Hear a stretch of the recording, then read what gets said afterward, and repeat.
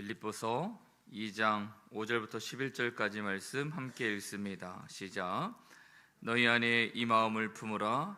곧 그리스도 예수의 마음이니 그는 근본 하나님의 본체시나 하나님과 동등됨을 취할 것으로 여기지 아니하시고 오히려 자기를 비워 종의 형체를 가지사 사람들과 같이 되셨고 사람의 모양으로 나타나사 자기를 낮추시고 죽기까지 복종하셨으니 곧 십자가에 죽으심이라.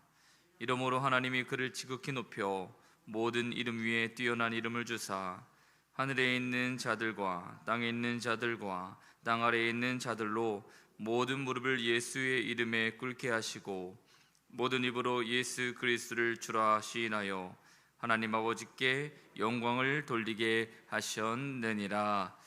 아멘. 먼저는 우리 새벽 성도님들께서 기도를 많이 해주셔서 몸이 많이 건강을 회복했다 여러분들께 감사를 드리고, 또 지난 한 주간 또 새벽 예배 말씀을 인도해 주신 원로 목사님께도 또 감사를 드립니다. 자, 오늘 빌립보서 2장 5절부터 11절의 말씀을 가지고 포기가 모든 것을 얻는 것이라는 말씀의 제목을 가지고 은혜를 나누려고 합니다. 몇 해 전이었던 것 같은데 시간은 좀 지났는데 인기가 있었던 드라마가 있죠. 부부의 세계라는 드라마가 있습니다. 많이들 보셨던 것 같은데 저는 보지는 못했는데 워낙 인기가 많고 화제가 되는 이렇게 영상들이 있다 보니까 그 중에 계속적으로 반복되어서 나오는 장면이 하나 있는데, 극 중에 외도를 한 남자 주인공이 크게 소리치는 장면이 하나 나오더라고요. 사랑에 빠진 게 죄는 아니잖아, 뭐 이렇게 그런 대사를 여러분들 기억하세요? 근데 제가 이렇게 기사를 보니까 그 대사가 있고 난 이후에 그 불륜에 대한 제보가 엄청 계속 많이 쏟아졌다라는 기사가 있었어요.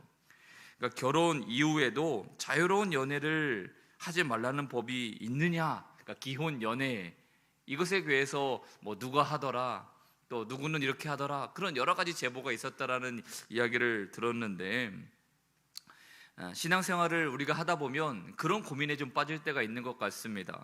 세상을 살아가는 사람들의 원리와 믿음으로 살아가는 우리 인생의 삶이 너무나 다르다라는 거죠. 특별히 예수님께서는 오른뺨을 치면 왼편도 돌려대라, 고발하여 내 속옷을 가지려고 하는 자에게 겉옷까지 내어주라, 억지로 우리를 가자고 하는 사람에게 심리를 동행하여 주며 원수를 사랑하고 핍박하는 이를 위해서 기도하라. 스스로 낮추는 정도가 아니라 한 알의 밀알이 되어 썩어서 죽어야 된다. 그게 예수님께서 우리에게 가르쳐 주신 가르침 아닙니까? 그런데 이런 예수님의 가르침, 말씀이 우리를 인도하는 삶의 방식과 세상 사람들이 살아가는 삶의 방식이 너무나 많이 다른 거죠. 그러다 보니까 우리 안에도 이런 생각이 들 때가 있다는 겁니다. 이거 말씀대로 다 살아가다 보면, 정말 주님께서 원하신다라고 말씀하시는 그 인생을 살아가다 보면 도대체 이 세상에서 우리가 제대로 된 행복을 우리가 얻으면서 살아갈 수 있는가? 이 땅에서 도대체 우리는 제대로 살 수 있나? 그런 두려움이 있을 수 있다는 거죠. 마치 예수님의 모든 가르침은 내가 이 땅에서 성공하는 인생이 되기를 다 포기해라, 이 땅에서 행복을 추구하는 그 모든 것들은 옳지 않으니 포기하고 사는 것이, 그 권리를 포기하는 것이 옳다, 마치 예수님께서는 그렇게 우리에게 말씀하시는 것 같습니다. 그런데 여러분 보시면 실제로 이 세상의 불행은, 이 세상의 혼란을 가져오는 것은요, 권리를 주장하는 사람들 때문에 생긴다라는 것을 우리는 잘 알아야 돼요. 내가 믿는 이데올로기만 옳습니다, 그래서 다른 사람들은 틀렸습니다, 내가 바라고 내가 뜻하는 정당이나 가치관이나 권리가 내 삶의 우선순위에 있어야만 합니다 라고 말하는, 자신의 권리를 조금도 포기하지 않는 사람들로 인해서 실은 세상이 혼란스러운 거지, 자신의 권리를 포기하면서 희생하고 사랑하고 섬기는 사람들로 인하여 실은 세상은 아름다워지는 것 아니겠습니까? 그 부부의 세계에 다시 한번 언급드리면 이런 대사도 있었어요. 극 중에 이제 김희애 씨의 역할에 있었던 대사인데, 결혼은 그렇게 간단하지 않아요. 판돈 떨어졌다고 가볍게 손 털고 나올 수 있는 게임이 아니더라고요 라는 대사가 있어요. 그러니까 결혼이라는 건 그냥 하다가 야 이거 못하겠다 라고 해서 뒤집을 수 있는 것이 아니라 실은 어머니로서 또 남편으로서 무엇인가 그 가정을 위해서 희생하고 포기하는 사람들로 인하여 그 가정이 유지가 되는 것 아닙니까? 자기 권리만 주장하면 실은 가정은 깨지는 거죠. 그 가정이 깨졌을 때에 파급되는 나쁜 영향력이 얼마나 많습니까? 자녀들에게도 마찬가지고요. 그래서 오늘 말씀의 주제는 권리에 대한 포기입니다. 포기에 관한 이야기인데 여러분, 포기도 제대로 된 포기를 해야 됩니다. 실은 포기라고 말하지만 포기가 아닌 것들이 있습니다. 한참 유행했던 말들 중에 뭐 3포 세대, 5포 세대, 젊은이들의 이야기죠. M포 세대, 뭐 결혼, 연애, 출산, 인간관계, 내 집 마련. 그러니까 워낙 우리 젊은이들이 힘들다 보니까 그런 말이 있는 것처럼 보여집니다만, 그런데 그들이 말하는 포기가 과연 어떤 포기냐는 거죠. 내가 결혼을 포기합니다. 출산을 포기합니다. 그래서 무엇을 얻고 싶다라는 겁니까? 난 더 그래서 내가 번 돈으로 나를 위해 더 많이 쓰고 싶습니다. 나는 더 행복해지고 싶습니다. 더 많은 것들을 누리며 살고 싶습니다. 그렇게 말하는 것 아니겠습니까? 그러니까 정작 포기라고 말해놓고 실은 포기가 아니라 더 많은 것들을 취하겠다라는 말이죠. 그러니까 이런 포기는 진짜 예수님께서 말씀하신 포기는 아닙니다. 성경적 포기는 아니라는 거죠. 오늘 예수님께서 우리에게 가르쳐 주시는 그 말씀의 핵심을 보면 우리 5절부터 7절까지 말씀을 한번 보도록 하겠습니다. 5절부터 7절. 너희 안에 이 마음을 품으라. 곧 그리스도 예수의 마음이니. 자, 예수님의 마음을 내 안에 품는 것이 권리 포기의 첫 시작이다라고 이야기를 하죠. 그는 근본 하나님의 본체시나 하나님과 동등됨을 취할 것으로 여기지 아니하시고 오히려 자기를 비워 종의 형체를 가지사 사람들과 같이 되셨고 라고 말합니다. 그러니까 예수님의 삶을 보면 권리 포기로 시작하셔서 권리 포기로 그의 인생을 마치셨다라는 것을 보게 되는 거죠. 예수님께서는 가장 높으신 하나님의 자리를 스스로 그 본체의 자리를 내려놓고 인간의 자리로 내려오셨어요. 죽은 다음에도 예수님의 무덤 하나 없지 않았습니까? 다른 사람의 무덤을 빌려 장사를 지내셨습니다. 예수님은 삶을 사시면서도 상처받고 소외받고 힘든 모든 사람들을 품기 위해서 가장 낮은 자의 모습으로 살아오셨고, 또 십자가의 죽으심으로 인류의 근원의 문제, 이 죄의 문제를 자신의 생명을 성량하심으로 우리를 구원으로 이르게 하셨습니다. 그러니까 예수님의 삶을 한마디로 정의해라 라고 말한다면 포기예요, 포기. 그런데 오늘 말씀하고 있지 않습니까? 누구의 마음을 품으라? 그 예수님의 그 포기의 마음을 우리가 마음에 품는 것이 성도다라고 이야기를 하고 있는 거죠.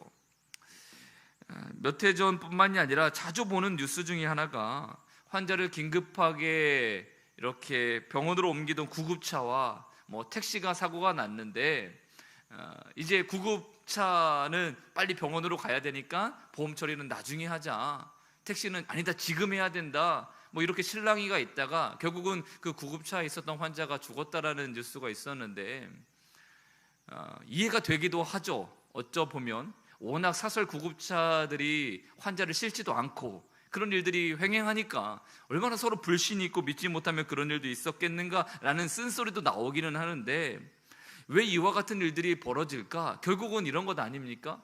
포기하지 못하겠다라는 거잖아요. 믿지 못하겠다라는 거잖아요. 당신은 틀렸다라는 거잖아요. 그래서 우스갯소리지만 내가 부동산 하면 투자고 남이 하면 투기 아닙니까? 그렇죠. 내가 하면 로맨스고 남이 하면 불륜이고. 그러니까 우리가 하는 것에 대해서, 나의 것에 대해서는, 나의 권리에 대해서는 지키려고 하는 것이 인간의 본성이지만 그것을 내려놓는 것이 쉽지가 않다라는 겁니다.